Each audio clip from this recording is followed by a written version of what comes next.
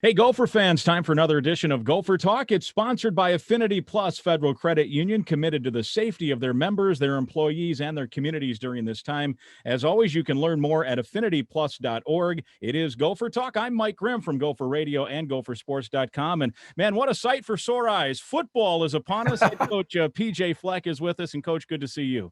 It's wonderful to see you, Grimmy, man. I'm so excited.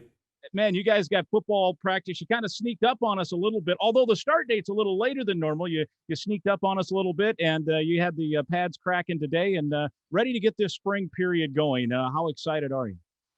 Well, we're really excited. You know, we started, we're going to start today and tomorrow, and we'll be in no pads for today and tomorrow. And then we'll be in no pads again on Monday. But then Wednesday, Friday, we'll be able to put some type of pads on and let it rip. But we're just excited to be back on the field. You know, we've talked about this year about TGIF, and that's togetherness, gratitude, identity, and focus. And that's going to be what we're talking about all year. Under one roof and be together and, be very grateful for the opportunity we have, create an identity with a very deep team, maybe the deepest team we've had, and really put our focus into what's really important. And we're going to keep doing that. This is a really special team. We bumped spring ball back 3 weeks from what it normally is to be able to catch up on the winter conditioning and the weightlifting and the strength numbers. And because we missed out on that a lot last year, plus spring ball. So we didn't get a lot of that. So we bumped it back, and spring game coming May 1st. And our intent is to have fans, but we'll see what happens. I was going to ask about that, and we'll get to that in a moment. Before we get into what your goals are for the spring and those kind of things, I do want to ask, what has it been like since the Thanksgiving time after that final game of the year? I know you gave the guys a little time off because it's such a stressful time for them and such a tough season in terms of what they had to go through mentally with testing every day and all that stuff, missing a game or two in there. How important was that decompression time, kind of a re-energizing time after Thanksgiving, maybe into the holiday period and then into the new year? And here you are already in March, looking ahead to April. Well, I think it was incredibly critical and incredibly important. I mean, especially when, you basically opt out of a bowl game, right? For that reason, to get your players mentally, emotionally, and physically healthy and get them right and get them back from the year that they just kind of hit head on, which was very emotional, both physically, mentally, in every aspect of their lives, and still is to this day and will be for a long time. But as they've continued to go through and process it, I think they've been able to take it. We have a lot of kids that have come back that could have moved on. I think that shows wanting to be here, wanting to be in this program, wanting to be in the culture, wanting to be at Minnesota. When they can go chase their NFL dreams, they come back to not only improve them individually, but take this team to places maybe we haven't gone before or in a long time. So I think that's when you start to see. I mean, we have 2 guys that'll be drafted, but that's pretty much it. And other 2 guys are eligible and 2 guys are getting drafted. Everybody else is back. And it's really an exciting time for Gopher football. And it's very unique because the amount of scholarships we have, and usually in spring, you're kind of depleted, waiting for your next class to come. Well, half of our class is already here. And, you have close to already, 95 scholarships, but not all of them are here. But you have about close to 80, 85 guys here and that are on scholarship. And it just makes it for a unique spring, a very, very competitive spring. And it's going to be very interesting of how this thing all pans out. Yeah, what are your goals for this? I guess the rules say you get 15 practices, including the game. If everything goes well, you have the spring game as you mentioned on May 1st. What are the goals by the time May 1st rolls around? What do you hope to accomplish with this group? TGIF, together. We want to be grateful. We want to form an identity, and we want to be incredibly focused going into the summer. Period. That's what we want out of this football team. Change your best, be better, and do exactly what we said. Under one roof. And that is literally our goals. There will be no job that's necessarily won in spring. We have incredible depth. Everybody's going to have opportunities with the 1s and the 2s and the 3s. And we haven't had a spring like this before. I don't know if I've ever had a spring like this in college football. It's just a unique scenario that provides this incredible amount of depth that you have that you usually don't have in spring, which means more reps, which means, more time getting better, longer time of install. I mean, it's been really healthy for our football team over the last 10 weeks right now. And then springboarding into spring ball should be a really good spring. It's an interesting answer because I think a lot of coaches just say, well, we want to tackle better. We want to catch the ball better, throw the ball better, block better. And I know you want to do those things. As a coach, though, in your mind, then how do you do what you're talking about to help build that chemistry and that togetherness and that identity here over the next handful of weeks? Well, all of those four things come down to one word, and that's trust. And as Kevin Eastman writes in Why the Best Are the Best, he says, it's time, consistency, and proof. So all the things you talked about, whether throwing a ball, catching a ball, tackling, time, consistency, and proof. Who does that better? And who does that better for longer? Right? And if we can find a way to be together, be grateful, have an identity, and focus on those things, we're going to be a really good football team. So it's not just off the field, it's on the field. We're going to do things together. We're going to be grateful for the things that we're doing. And that's going to show in the way we practice. We're going to form this identity, right, of what this 21 team is going to look like, right, of the way we practice and how we practice and the things we do at practice to prepare us for the 21 season that's coming. And then incredible focus on the task at hand. When we're in academics, we're focused on academics. When we're on the field, we're focused on getting better and changing our best at every single drill. And nothing else matters at that point. When we're in our social life, we're focused on being the best friend we can be. When we're in our spiritual life, we're focused on being a better person, however we do that. So it's those four things in every area of our life, and every technique, every drill, every fundamental, every team drill.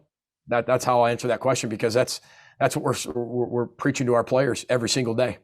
You mentioned a good chunk of your freshmen have already arrived on campus. There's also transfers involved here. So a good crop of newcomers. What can you tell us? I know you haven't technically practiced yet, but I know you've been able to watch them in terms of working out in the weight room, integrating in with the team. What do you like about this group? Well, we're pleased with the group for sure. We've had half of our freshmen report, half will come in the summer. But this is a group that's very mature. They're all very fast. They can run, and they're wonderful teammates. For a class that you never met and didn't get to come to school and didn't get to see it, you just never really know what you're going to get. You have a great idea, but we just never really knew. And I think we've exceeded our own expectations of what was coming in. And that's a credit to our players, incoming players, and then our players here that have really wrapped their arms around these guys and really embraced them and accepted them with open arms. Let me ask you about a couple of position groups. I'm not going to ask you about quarterback. That's the one everyone, and I used to always ask about that. I know you feel pretty good about that position group with Tanner and Zach and the rest of those guys in the room. So I want to ask you about two spots specific on the defensive side of the football. The linebacking core first. We talked about it a lot during the coaches shows last year. A young group maybe took some lumps last year. How much have you seen growth? And what is your assessment of that group here this spring? What do you want to see from the linebackers? Well, last year, Yuma lost Braylon Oliver very early. We knew we were going to be young and inexperienced to start the year. Then we don't get spring ball. We don't get to practice. We don't get to develop the things that if a young player is going to play defensively, they got to be able to know the defense. They got to be able to react, not think. And then they've got to be able to tackle. I mean, it's not that hard. And we didn't get to do any of those things. And then you're throwing freshman after freshman after freshman out there. And it just wasn't a great recipe for success. But now they've all matured. They've all failed. They've grown. Mariano's back. Braylon Oliver's back. We've added a kid by the name of Jack Gibbons. I can go on and on about Josh Awney. You look at Cody Lindenberg's a year older and went through last year the way he went through last year. You've got Quan Burns. I mean, I can go on and on about our linebacking core of this nucleus that we have to build around. And then we've added some young players and, added a transfer. I think it's Coach Rossi's got a pretty deep core right now that have played a lot of football. And that was what we were missing last year. So when you miss a lot of football, that's really hard on a lot of people. Donald Willis is mature. DJ Gordon's mature. They played a lot of football now. So you have 6 to 8 guys that have played a lot of football. And that competition is going to be really interesting because it's not just when we're in a 4-3 base defense. It's when we get to the nickel position. How often do we go to nickel? How often do we keep base on the field? That's going to be really fun when we start to get to those, types of schematics and the football part in the spring and in the fall. Other spot I want to ask you about is defensive line. You've got some edge rushers that are now experienced, and you've added some defensive tackles in the middle that can help. What about up front defensively? As you know, in the Big Ten, that's a huge factor in winning games. It is, and that's one of the hardest spots to recruit at any level. It's one of the hardest spots to draft in the National Football League. It just is. I mean, you've got to be able to be a big athlete that can make plays, be tough, You got to be able to tackle. You got to be able to shed blocks. You got to be able to eat up space. You got to be able to run. You got to be able to do all those things. It's very hard to find in big men. So you got to be able to find the right ones. I feel like we got 8 core nucleus guys inside that have played football, that can play football, and that are all going to compete. And the deeper we are, the better we're going to be. Because we know as a defensive lineman, last year we didn't have a lot of guys. We got guys playing 90 snaps a game. That's way too many. And that was part of our deficiency last year. We have 8 guys that can rotate at nose and 3, play a lot of football. Got a lot of guys who played a lot of football. Look at really young guys. Not going to name them all, but we got a lot of guys that have played a ton. And then we look at the edge. We've got the Boye Mafes at the R position, and the Thomas Rushes, and the Danny Strigows, who's coming on strong, who was a freshman last year, who, got a chance to grow up. And then the 5 technique with Big O, and moving MJ Anderson out at that position, Jalen Logan Redding from last year. So, it's really unique that you have a spring where you got 1, 2s, and 3s at every position. We've never had that. I've never had that in a spring since I've been a head coach. And we've never had 150 guys on the roster, so it's always been interesting. But that's what's going to be a lot of fun, is watching how that all unfolds. Last one, you mentioned May 1st. I want to ask you, you're hoping, right, that fans, they can be a plan worked out that Gopher fans can come and get introduced to your club here this spring. Yeah, we intend to have fans. I mean, I'm not saying that we are or not. That's a decision that's way above me, but we intend to.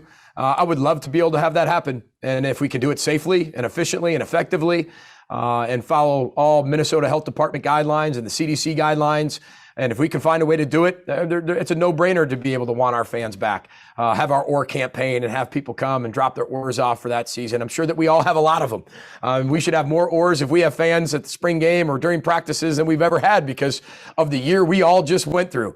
And it's unfortunate, but it's one of those things that we can all row through, learn from, gain knowledge from, and be better because of it. Well, I'll tell you this, there's nothing better than watching the maroon and gold at TCF Bank Stadium. And if we can get a little flavor for the fans on May 1st, it'll make everyone feel a lot better. I can tell you that. I would love that too. It'd make me feel better too. I know that. All right. Very good. It's great to see football back and going, and best of luck here over the next few weeks. I appreciate it. Roll the boat, Sky Mile. Go Gophers. There he is, your head coach, PJ Fleck. Our Gopher Talk is presented by Affinity Plus Federal Credit Union. So long, Gopher fans.